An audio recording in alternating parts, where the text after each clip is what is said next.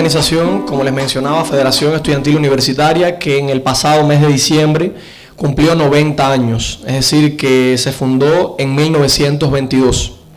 Es una organización que fue fundada al calor de todo el proceso que arrancó con la reforma de Córdoba en 1918, todo ese despertar que hubo en el continente latinoamericano después de la voz de los estudiantes de Córdoba.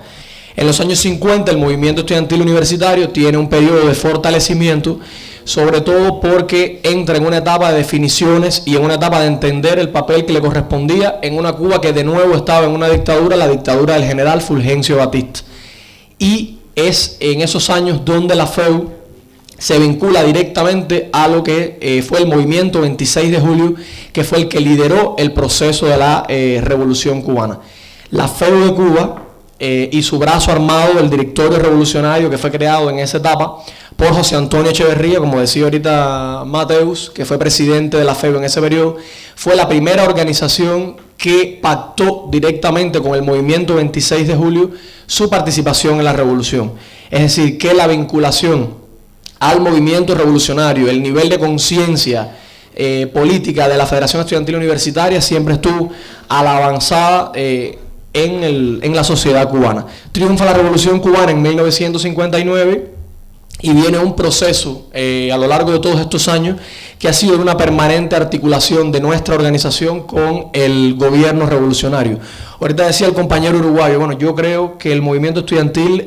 no puede ser aliado del gobierno. Y yo entendía, bueno, el sentido de por qué lo decía. Y decía, bueno, no debe ser aliado del gobierno, nuestros aliados tienen que ser los trabajadores.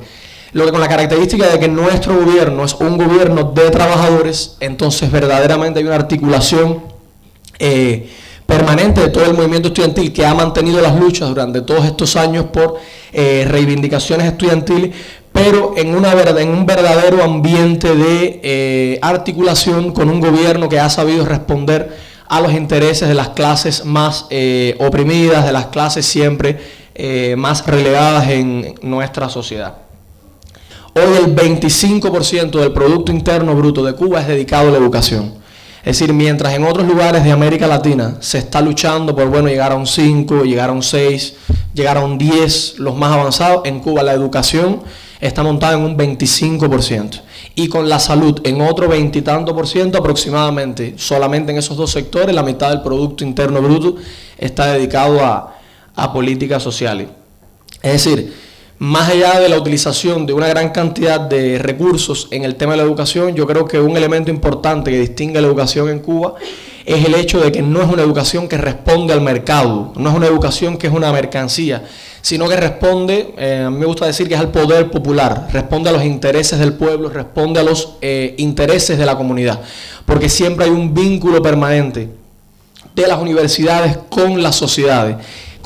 y el programa de estudio de cada una de las universidades se hace siempre teniendo en cuenta y escuchando el parecer de los territorios, de las comunidades, para lograr que la universidad tenga una integración permanente. Toda la universidad es pública, toda la universidad es gratuita, se garantiza la autonomía de las universidades y el cogobierno, donde tiene una participación importante, no solamente la Federación Estudiantil Universitaria, sino los sindicatos de trabajadores de la educación y, bueno, la dirección institucional de la propia universidad. Hemos defendido que la universidad cubana se caracterice porque la formación y la investigación se haga teniendo en cuenta los intereses de la comunidad y teniendo en cuenta los intereses de la sociedad. Es decir, no es una educación que va a responder a que si la cadena hotelera Meliá Cayo Coco,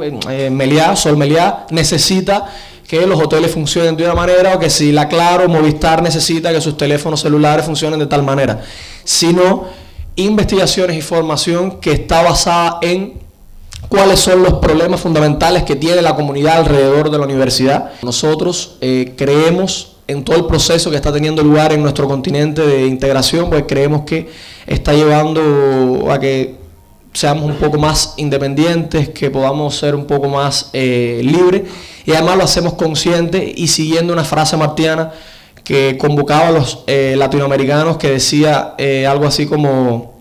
los árboles se han de poner en fila para evitar que pase el gigante de las 7 leguas, y hemos de andar en cuadro apretado, en referencia a los latinoamericanos, hemos de andar en cuadro apretado como la plata en las raíces de los Andes.